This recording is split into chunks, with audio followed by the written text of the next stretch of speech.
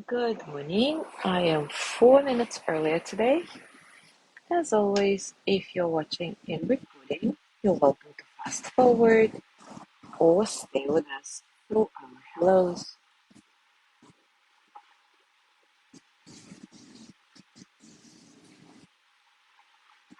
Gonna try to check the sound now. We're having a little norte this morning, so the internet, surprise, surprise, is not working very well. Hopefully, it will let us do our practice. Let's see. Everything. You're welcome to fast forward. The sound seems okay. Now I just hope that the internet will work.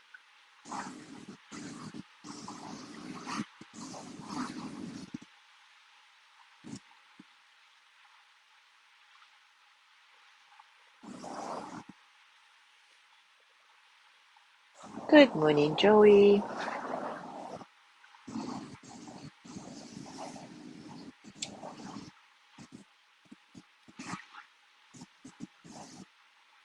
So I was just saying that we're having a bit of a norte this morning, and the internet is not doing super well. For example, I cannot tag anybody. But let's hope that it will stay okay for the practice.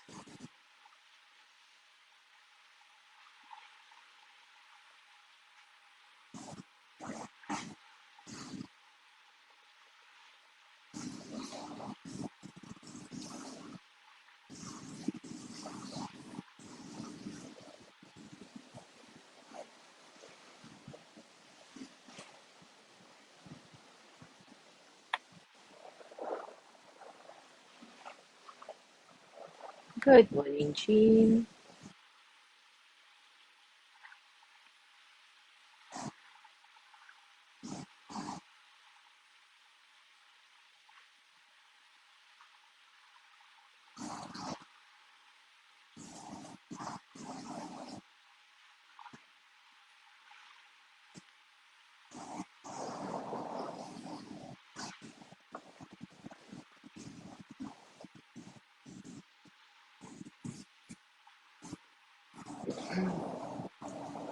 Oops.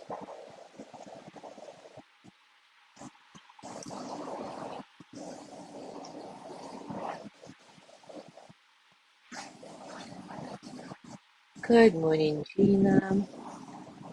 Well, I hope it's not gonna rain on me. It's not raining here. It was raining, but because of the north, I had to um, roll the awning back up. And because of the wind, I'm sitting very close to the where my phone is, which is not under a roof. So I hope that for the duration of the practice, it's not gonna rain, because otherwise, um, I will have to quickly run somewhere. And it's so windy that my phone is the reason I'm sitting close to it is because I have to hold it. Otherwise, it falls. Good morning, Yanni. Good morning, Mary. Good morning, Leslie.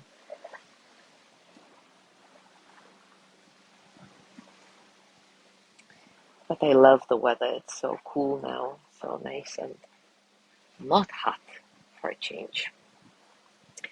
Anyway, so let's all hope that the intranet sustains itself. As you know, when we're having norte, my internet goes really that really quickly goes down. But anyway, it is time for us to start. In our last session, we talked about the difference between compassion and empathy. And I'll remind you that the neuroscientist Tanya Singer calls empathy a precursor to compassion, but also warns us against falling headfirst into empathy because it may be counterproductive to the situation at hand and to your own health. This reminded me of our exploration of various emotions through Brené Brown's book, The Atlas of the Heart. After reading it, this is how I understand the difference between compassion and empathy. And I want to remind you that this is just my opinion. Your understanding may be completely different, and that's perfectly fine. In other words, don't just take what I'm saying or what Brené Brown is saying for that matter, or what Sharon Salzberg is saying for granted, but rather always inquire within and see how what you're hearing compares to your lived experience. This kind of inquiry is powerful and insightful, and that is what eventually brings you to your truth. But anyway, this is the way I understand it. Compassion is not necessarily an emotion, but rather a practice that involves action, although certainly it is an emotional response to suffering. Compassionate action is not about finding a fix for somebody's suffering. It is being with the person in their suffering and sharing it. Compassion says, I see your suffering and I am here with you, holding you as you suffer, witnessing your suffering without trying to find any unsolicited solution. Empathy can be cognitive and affective. Affective empathy is our emotional attunement with another person's experience. In other words, we feel their suffering as if it were our own. And that is a slippery slope because we can become overwhelmed instead of ready for a compassionate response. Cognitive empathy, on the other hand, is our ability to recognize and understand another person's emotions. To be empathetic, we need to connect with another person's experience in a kind of a thinking way that creates emotional resonance for us and makes it possible to hold this compassionate space for them as they suffer without being overwhelmed ourselves. Empathy is a tool of compassion.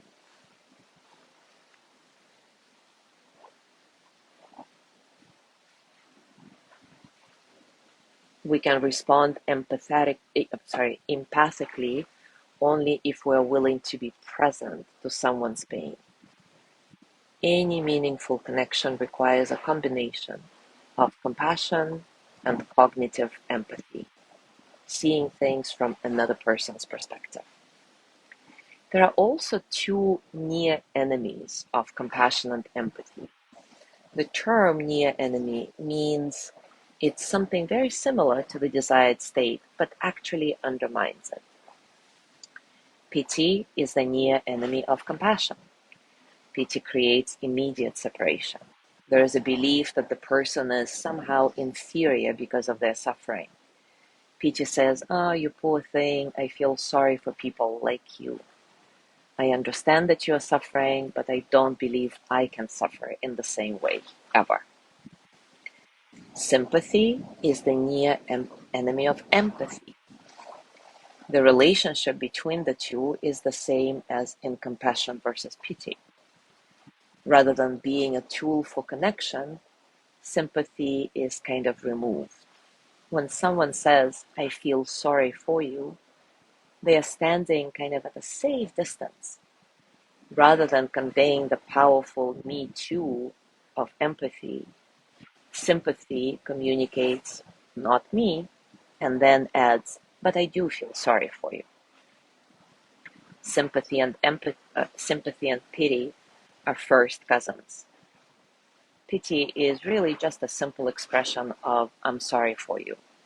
Sympathy implies a bit of a deeper, more personal level of concern than that, but still, sympathy does not extend into holding space for another person and their suffering. It expresses concern from way over here in a removed way, as if saying, yeah, I see your suffering. but this kind of thing can never happen to me. And here's another interesting description of the difference between compassion and empathy that Sharon Salzberg provides in her book, Real Love. Kevin Barrell, a clinical social worker and bereavement counselor who teaches mindfulness to oncology patients and their families, says that he is able to sense the difference between empathy and compassion in himself when working with his clients. He says, I am aware that I am best able to serve when I am in a compassionate state. And he notes that over the course of his career, there's been a shift from a tendency to feel another's pain to simply being present with it. He says, I love my work the most when I am in that state of flow. I don't try to offer solutions or fix anything prematurely. I feel calm and peaceful and fully engaged. I can hold another person's pain without drowning myself in it. He also adds that he can go through a wrenching session and come out of it feeling awake and alive when he feels in this flow, in this compassionate flow. Barrell attributes the movement from empathy toward compassion in his own practice of mindfulness. He says, when I am in that place of compassion, I feel a deep sense of kinship and affection for the other people I'm working with. I find myself loving them. When we talk about compassion and love for others, we must also talk about love for ourselves. This isn't simply because opening ourselves up to others feels good, which of course it does, but rather we need to think of the relationship between loving ourselves and loving others. Unless we remember to take care of our own needs and respect our own boundaries, we may end up feeling depleted, exhausted, and so burnt out that we endanger our physical and psychological well-being. This lesson is very often overlooked, though. Sharon Salzberg recounts this to demonstrate. During a discussion following a recent talk I gave on compassion, Eileen raised her hand. Eileen, a second-grade teacher and single parent who is the primary caregiver for her ailing mother, described her constant feelings of guilt with a look of worry on her face. There is so much suffering in the world. I feel like I should be doing more all the time, she began. But between caring for my mom and my kids and teaching all day, I just don't have the time or energy to do anything else. I was grateful for Eileen for sharing her concerns. So often, well-intentioned students interpret the teachings on compassion to mean that they must be helping others rigorously, 24/7, regardless of the toll that may take on them. But most of us, including me, are not saints, nor should we expect ourselves to be. We all have our limits. In order to avoid burnout and practice true compassion, it's important to remember that we can only do what's possible for us. When we strain to do more, we risk feeling resentful or even making ourselves ill. What's more, the capacity to give to others varies from person to person, depending on multiple factors, such as availability, energy, resources. Ultimately, compassion has more to do with the attitude we bring to our encounters with other people than with any quantifiable metric of giving. So today, let's do a loving kindness practice just for ourselves. Take a comfortable position, and as always, take a few moments to settle. Settle into your body, your heart, your mind. Settle into this moment, right here, right now.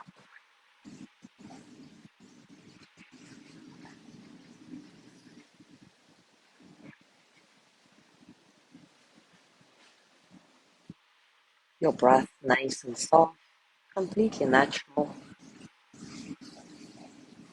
Allow yourself to get a sense of spaciousness in your breathing so that all the experiences of the present moment can flow through you as energy without struggle.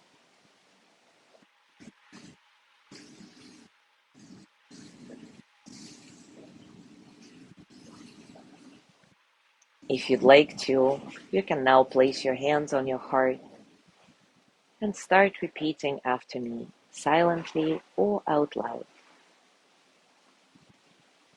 May I be filled with loving kindness. May I be well in body and mind. May I feel safe, protected, at ease.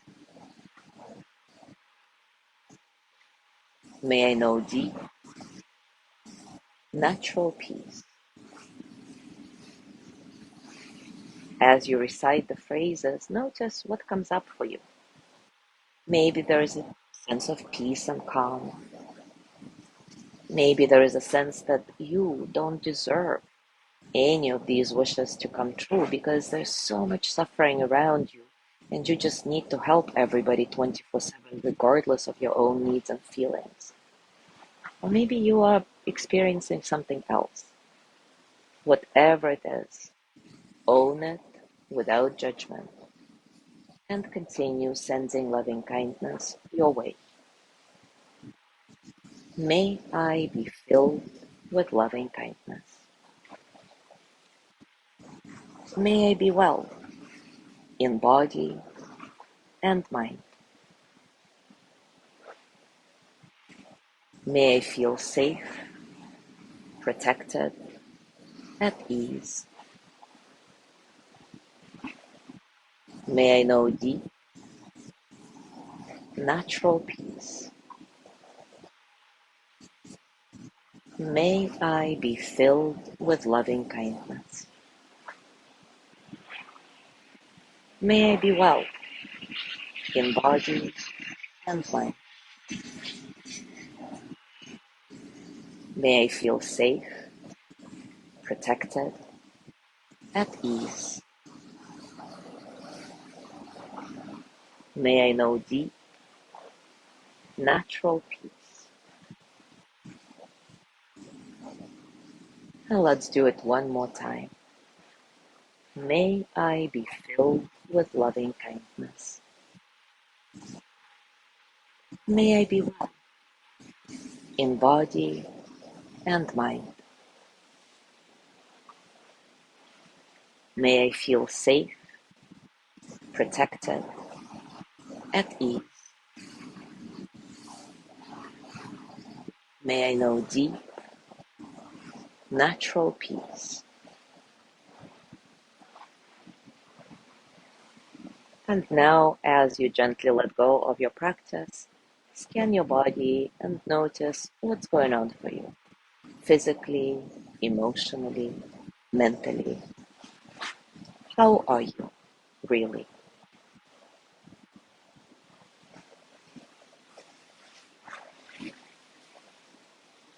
As you go through your day to day, I invite you to continue noticing how you relate to the suffering around you. Is there emotional withdrawal, or do you engage? If you do engage, can you tell why?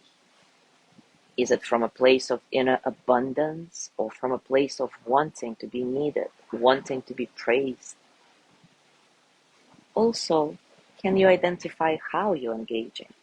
Is it compassion, empathy, pity, sympathy, Or maybe it's some kind of combination.